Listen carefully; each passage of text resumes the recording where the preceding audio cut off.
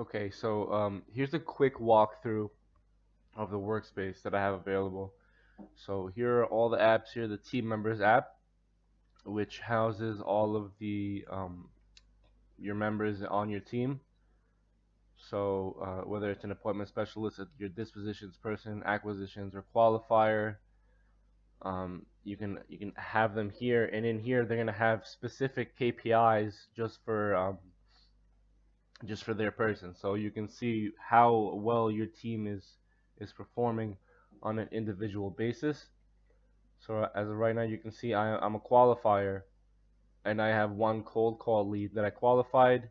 And out of that one offer was sent, one offer signed, and one offer closed. I'm sorry, not one offer closed, but it was just signed. So then we have your properties app, your opportunities app, which is when you first get a lead.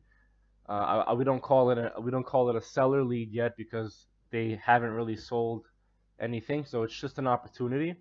So most of the work is going to be here in the opportunities app. And I'll go in that a little bit. And then we have the appointment tab, self-explanatory. When you schedule your appointments to go check out the property, they're all going to be here. Your appointment specialist will be assigned to that. Offers app, you can create your offer, send it through here. Your seller leads app now, once an opportunity gets signed, so once you have a signed contract on an opportunity, then it becomes a seller lead. And then in your seller leads is where you find the buyer, create the assignment contract, close the deal. When you get a signed contract, you get a seller lead created and also a inventory item created. And in here, this is where you market the property. So this is related to the email templates app, and you can see in this email templates app, you can use all of these variables in the template that you create. So I'll go over all these apps in a little bit. This is just a quick run through. Here's the cash buyers. Um, Pretty simple, just contacts for your cash buyers, and same thing here with your JV partners. So your joint venture partners are the same thing. It's just a contacts app that if you're not using a cash buyer and you just have another joint venture that's gonna buy the property off you, you keep their contact in here. Title agent, self-explanatory. You just keep your title agent information here. Your administration, we just go in here real quick. This is for settings, pretty much. You'll add your business name, your all the stuff for your business, and then your integration settings will be here as well. This is just the basic. This is meant to be expanded on. So right now, I have it ready for DocuSign and Twilio, and once I walk in to the other apps, you'll see why you see why these are standard because they're built into the apps. But you can add more like ringless voicemail or whatever you want. So this is where you'll have your settings here, and then the KPIs app. It's just have one. It has one app for a dashboard, and so this is also customizable as well. So these are your totals. This is gonna count um, all of your leads by the status, and then your SMS leads and cold call leads. This is also meant to be built upon as well. So if you have specific KPIs, we can go ahead and add on to this as well. This is just the standard that everybody uses, so we have this as a base for the workspace.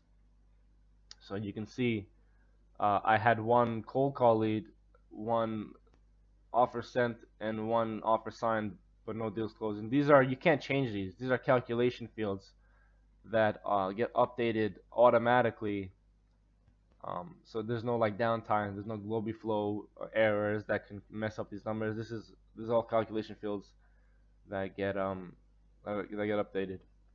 So let's move on now to the properties app. So when a lead first gets created, it gets created first as a property, and this is automatically connected with Zillow. So it'll get created as a property. You're gonna pull in all the Zillow information, and you're even gonna get comparables here, right? So you're gonna get the comparables link here. You're gonna have all this information for you, and then also an opportunity gets created, and then this opportunity, you'll see that the property is linked here in the property card. you can see that it gets created. It automatically it's set as a new lead, and the first thing that it does is it goes into your team members app, and when it gets created. So this was a cold call lead from your whatever you use. Normally people use Zen Call or Call Tools or stuff like that. When you we can set up an integration to where in Call Tools or Zen Call, you'll just set a call result or something, and it gets created in your Podio automatically.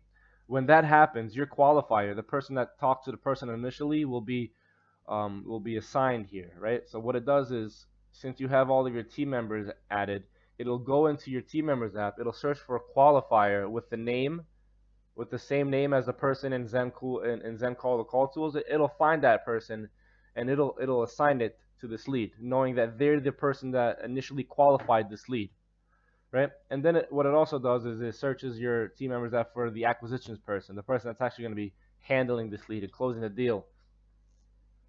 And right now it's Mr. Automatic, so you can see that it found that, and it assigned Mr. Automatic to as the acquisitions person. Okay, and these are the marketing methods. This is customizable as well. If you have other stuff that you need to add, we'll go ahead and we can add that on for you. But moving down here to the follow-up section, this normally has a status of no value, so you can see how I work this.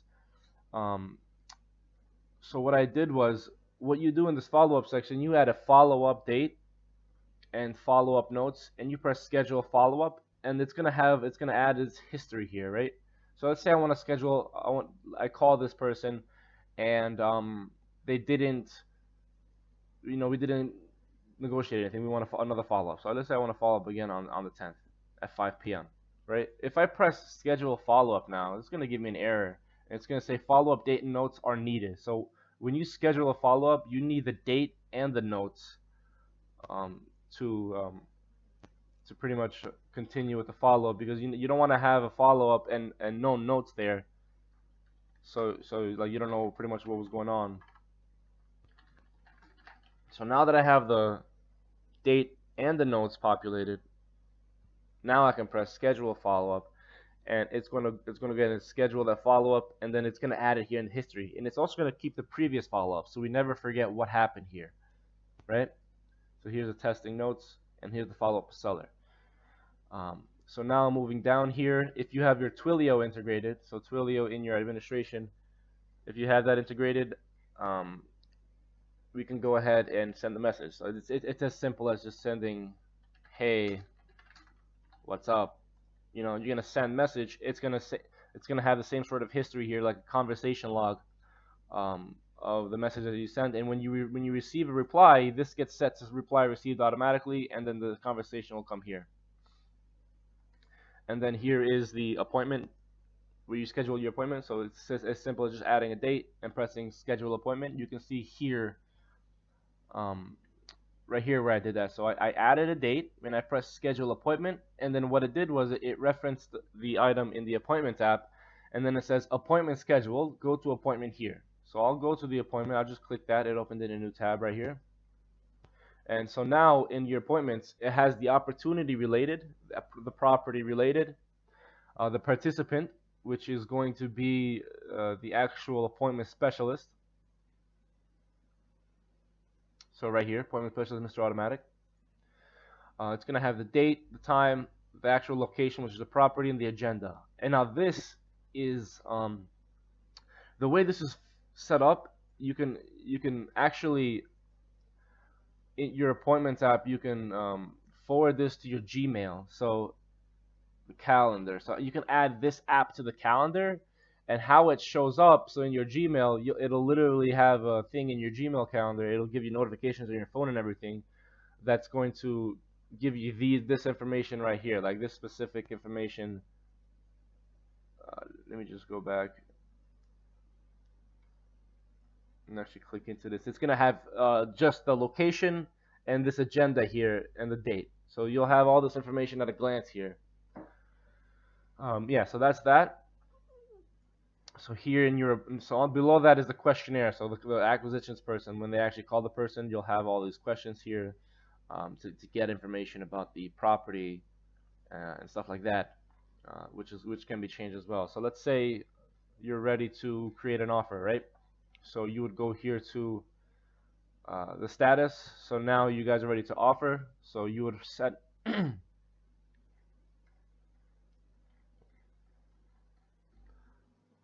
you would press create offer. So right here, I'm sorry. So the actions create offer.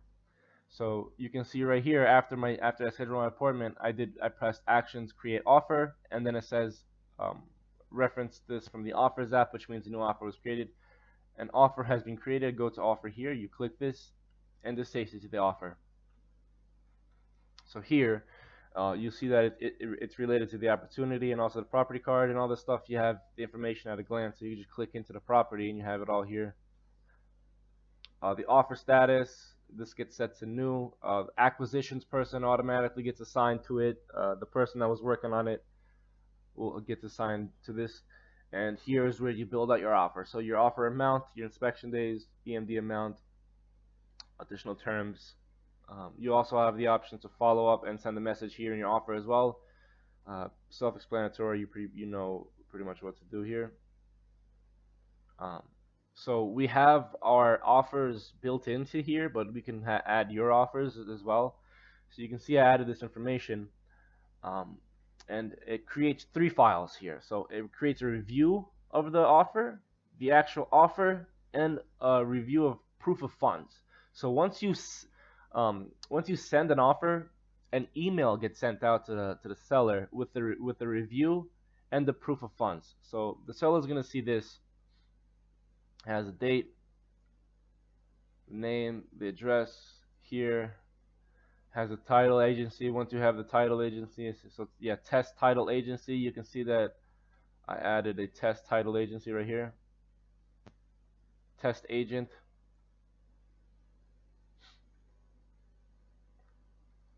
So you see that test agent is the name, and he works at test title agency.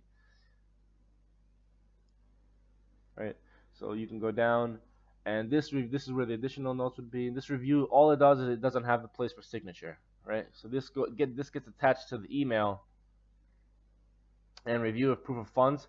This is just a generic proof of funds review. If you Google this company, they give out loans without any prerequisites. So this is just to keep the seller feeling more secure. So, and this is a pre-approved fund of over 2 million. So this is just here. We can remove it, keep it if you want to, but this seems to gain trust with the seller that seems to work for us. And so that's that. And then the actual offer, it's the same thing with the name and everything, but this just has the signature area. So yeah, that's that. And then now we can send offer. We can send it with DocuSign pretty much. Right now this doesn't do nothing because there's no integration between DocuSign. So if you go to administration, you see that there's no client ID, there's no client secret. We can press send offer, it'll send it that way. But right now this does nothing. And if you use something else instead of DocuSign, we can do that too, like write signature or anything else. But DocuSign seems to be the most used, which is why we have it as a base here. And so yeah, that is the offers app. So let's say you get an offer signed. So it says, good job on getting this offer signed. A seller lead and inventory item has been created. So you go to your seller lead here. And I'm also going to go to the inventory app here. So this is your seller lead. It relates the opportunity. It has the inventory item in here and the offer. And now it assigns a disposition person. So now that you have a signed contract, you have it finds your disposition person in your team members app, and it assigns that to them. Here is where you can attach your buyer that's going to buy the property, or your joint venture partner that's going to buy the property.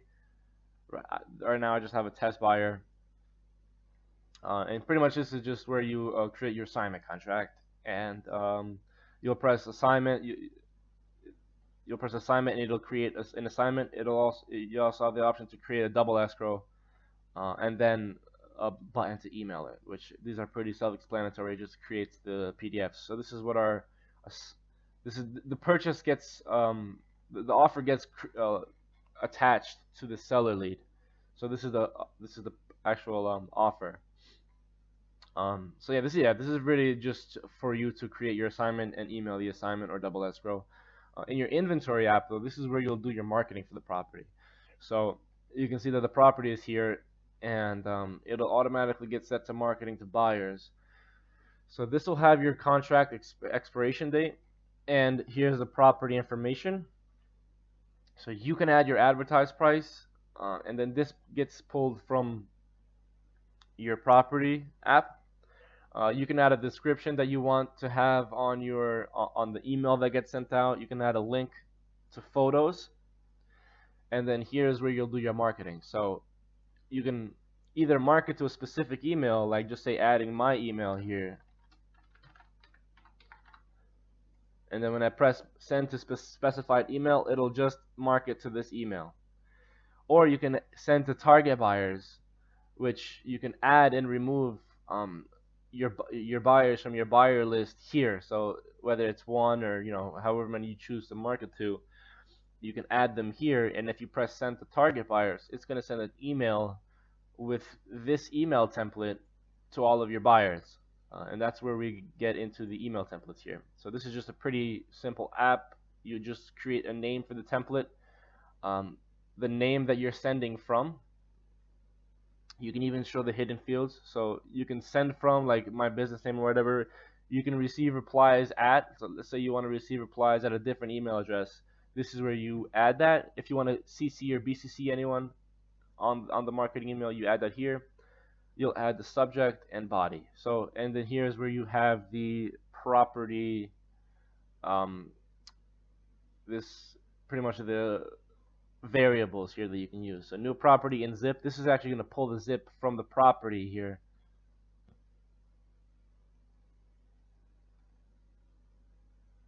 So it's going to pull the zip code from this property. So 85388. Beds, baths, square footage, photos. You can do this however you like. Just make sure when you're using these variables that you're formatting it like this. And in the templates app, you can see here usable variables from inventory app, right? And this is all the variables that you can use that will work. If you want to add more variables, we can do that. Just let me know, and it's just a matter of updating the app. So you can create as many templates as you want, and these templates can be used for different scenarios as well. So let's say you want to be able to send an email to an opportunity. You can create templates for that, and all I have to do is create a section here where you can email. So right now there's follow-up and SMS. Under here I can add an email section where you can email to the opportunity.